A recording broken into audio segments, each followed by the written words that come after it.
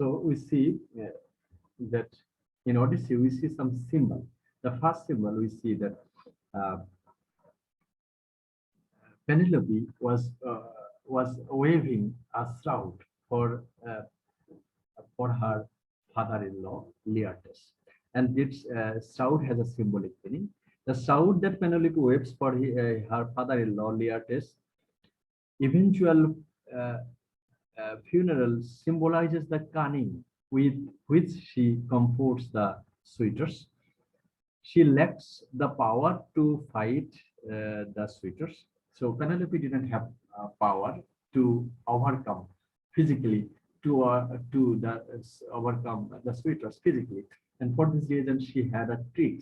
And she said, Penelope said that she will be waving a shroud for her father-in-law's dead body, and when she will be finishing this kind of shower for the dead body of her father-in-law's, then she will agree to get married to one of the suitors.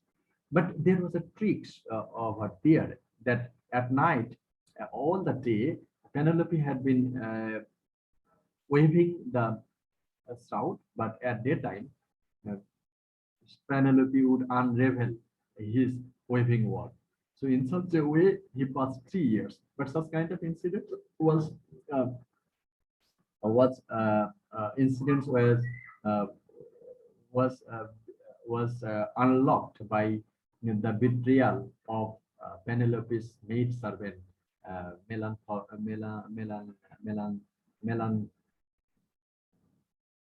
Melanthropis, maid servant. So one maid servant told to the suitor that actually Penelope was doing something wrong. So in daylight, um, she is waving, and at at night, Penelope is unraveling the shroud. So shroud is a symbol of cunningness of Penelope, with which Penelope could manage the 100 suitors for nearly 3 years. Another one, Odysseus' bow. So this is primarily symbolize the physical superiority of the king. An important point that this bow can handle can be handled only by Odysseus. It means that uh, Odysseus is the great hero, and he has the physical strength to put bow on Odysseus. Is this put a string on this bow? And another thing, the suitors cannot come close to the sticking, illustrating the fact that none of them is capable of leading Ithaca. And Telemachus one time was very close to set a string on the bow. It symbolizes that Telemachus is very close to um, to follow the kingship of Ithaca, very close. So this is the symbolize. And the sea, yeah, and the sea symbolizes the sea of life. Actually, the first sea through which Odysseus had a journey for 10 years. These are very much important in case of the life. That means the sea, it is unpredictable. What will happen to you in a sea journey, a sea voyagers doesn't know. In the same way, in life, what a person will face in his or her life, it's also uncertain. But the way is that always you have to be careful to get rid of several problematic situations a voyager might face in the sea journey. In the same way, you have to be careful in your life so that you might get rid of several pitiable conditions you might face in your life. So that is the sea symbolizes the life, sea life symbolizes the life of a human being. Through the sea journey, Odysseus got some experience. In the same way, in everybody's life, the person might have some problem, might have some situation, and through the problematic situation, he or she might have some experience of his life. So sea symbolizes the life. And another one, Ithaca. So Ithaca, this island symbolizes the home actually. So Ithaca is not only an island, for Odysseus. Ithaca is home where he will have everything. So Odysseus was a great hero, and Odysseus played a vital part in the Trojan War for the sake of Greek and against Troy. So if Odysseus would stay in Troy or in stay with the city, he would have the immortality. But without having such offer, Odysseus wanted to return to Ithaca. That means the home. There he will have a full Odysseus. There Odysseus will have his queen Penelope. Odysseus will have his son Telemachus. He will have some loyal servants, and he will have the kingdom as well. So Ithaca symbolizes the home. So home actually is home. Home means that will give you not only the physical shelter, whom will also offer you the mental shelter for everyone. So home is not only the protection for physical protection, but it will give you the mental protection.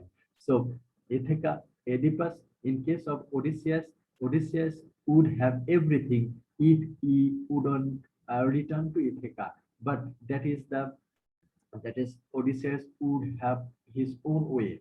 If Odysseus would stay with the Cynic, he would be immortal. That is the one aspect. But other portion of that is Telemachus and the Penelope and his kingdom would be falling in danger. So Odysseus had been trying to return to his home. It means that he wants to have mental completeness, the physical completeness, if he would return to Ithaca. So Ithaca symbolizes the home or homeland that is very much related to the um, mental protection, the mental happiness, not only the physical happiness as well, and not only the self-protection or personal endeavors. However, this is the universal or the familial or the generational endeavors, that is the home. So that we notice in the great poem Odyssey. And some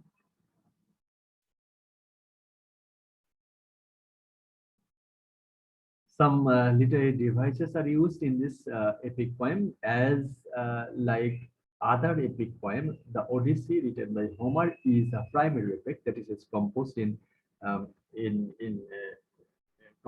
700 BC. So other characteristics of epic poem we see, that is so you need such kind of information when you will be comparing this epic with other epics or with other uh, genre of literature, because we are studying this epic poem for the cause of comparative literature. We will try to compare Odyssey with Ulysses. So invocation to the muse, epic hero will be there, and apart from that, the catalogs of ships, digression, that means a story related to the main story, long speeches, actually Homeric speeches, these are called Homeric speeches. In epic poem, a character starts speaking something, and that's a long speech we see in the Homeric epic poem style, and that we see in Iliad, Odyssey, and also in Aeneid. And also journeys and quests, various trials or tests of the hero that we see. And similes, actually such kind of similes is called epic similes, a long extended similes, metaphor, and the divine intervention. So divine intervention will be there, and every epic similes will be there. So the Homer composed the Odyssey in a meter known as dactylic hexameter. Okay, that is the 6 meter. You will be there in the Homer, and also epic simile that I have called, that is a long extended simile. That means simile will be composed of nearly 40 lines of the poem or nearly 60 lines of the poem. So such kind of extended simile is called epic simile. And the simile, so this book is as wide as heron. So such kind of simile as this is a single line simile. So this is called simile, but the epic simile will be composed on nearly 40 lines, 10 lines, 15 lines, 40 lines. This is called epic simile. So such kind of an epithet, Homeric poetic includes other noticeable devices that may seem odd to the modern reader. That is the epithet. Um, an epithet is a term or a phrase used to characterize the nature of a character, an object, or an event. An epithet that has become a cliche because of its excessive use in the earlier translation of the Odyssey. So epithets also used in this epic poem. And other literary devices uh, we see in the epic poem, that is the catalog and digression. So these are the form we see in the epic poem, the Odyssey. And also another thing is left that we want to the character analysis. So Odysseus, uh, it needs no telling that Odysseus is the epic hero of this epic poem, the Odyssey. So we have to discuss this.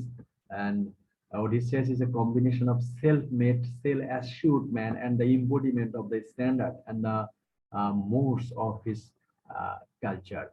He is favored by the gods and respected and admired by the morals. So Odysseus was, he is confident and represented a virtue, actually, and represented a virtue of life. And he is also a living series of contradiction. Also, we see some contradiction in life, a much more complicated character than we accept. And also, if we compare Odysseus with Achilles, we see some contradiction. Achilles' life is very simple, very linear life Achilles had. But in case of Odysseus, we see several kinds of contradiction in his life. Okay. And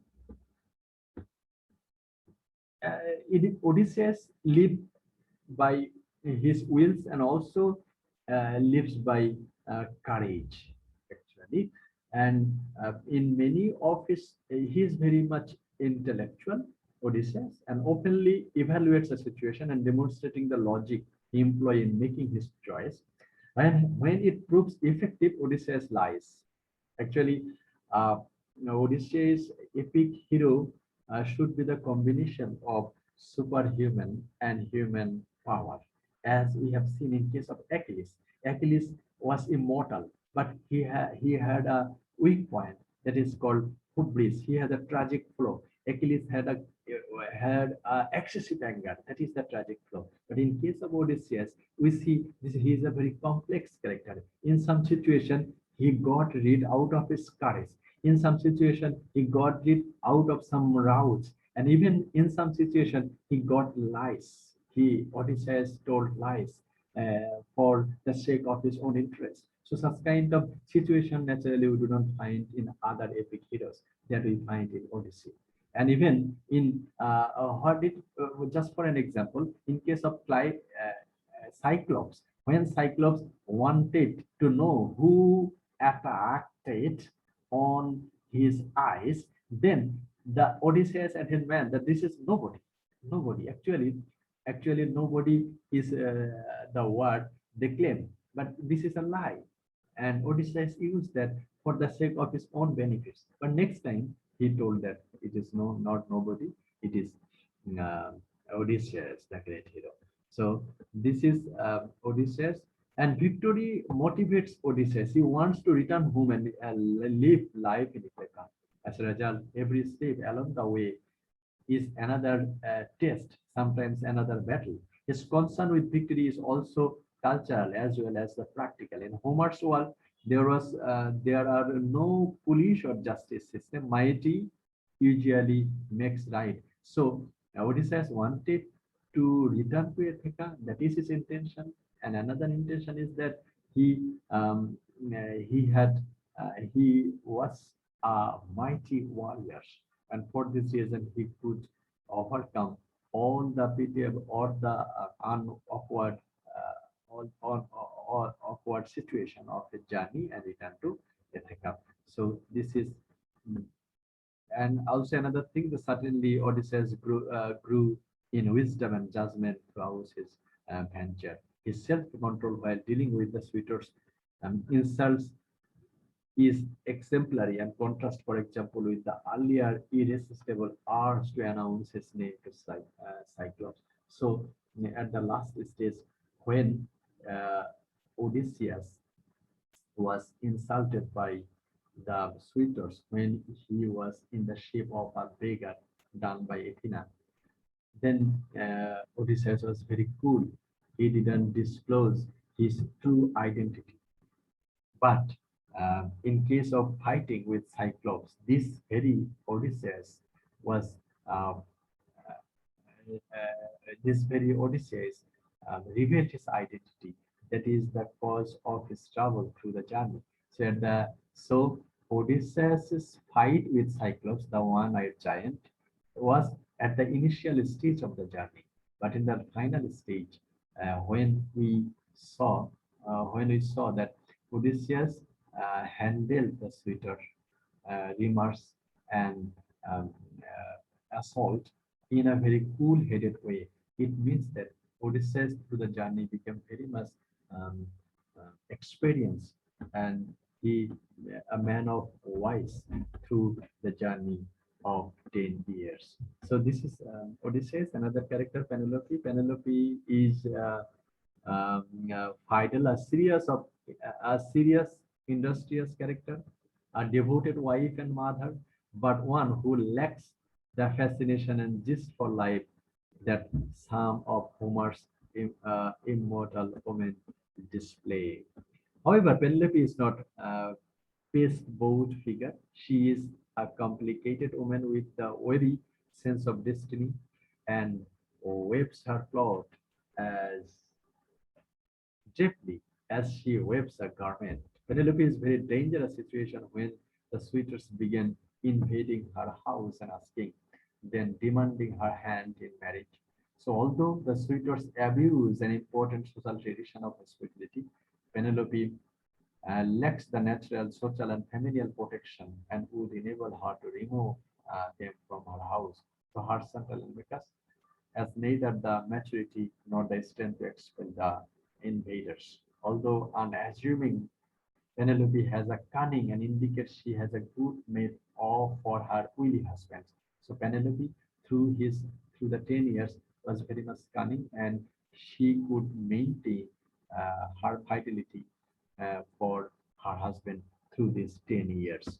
So the story of the loom symbolizes the queen's clever tactics. So Penelope is very clever as well. So for the cause of her clever attitude, Penelope could maintain these unruly suitors in his life. So Telemachus is the queen. Telemachus is the son of Odysseus, and she is young. And at the time of Odysseus' journey, he was only 1 year old. But when Odysseus returned, he became 20 years old. So through the 20 years, Telemachus also became mature for maintaining the kingdom of uh, Ithaca. So this is so Athena. Athena is the a daughter of Zeus, a patron of human ingenuity, and Athena is matter is that Athena can shape her in any appearance, and also she can change other according to her own wishes. As we see that Athena changes Odysseus' appearance, and Athena changes her appearance as well. So in this poem, the Odyssey, Athena was a great supporter of Odysseus and Odysseus' son Telemachus from the beginning to the end of this poem. However, there is a notion that at the very initial stage that uh, Odysseus' supporters disrespects Athena's disciple, and for this reason, Athena became angry, and he changed the way towards Ithaca. So that is another. So Cyclops and the other character we see in this. So These are the important point we have important thing we have discussed in Odysseus.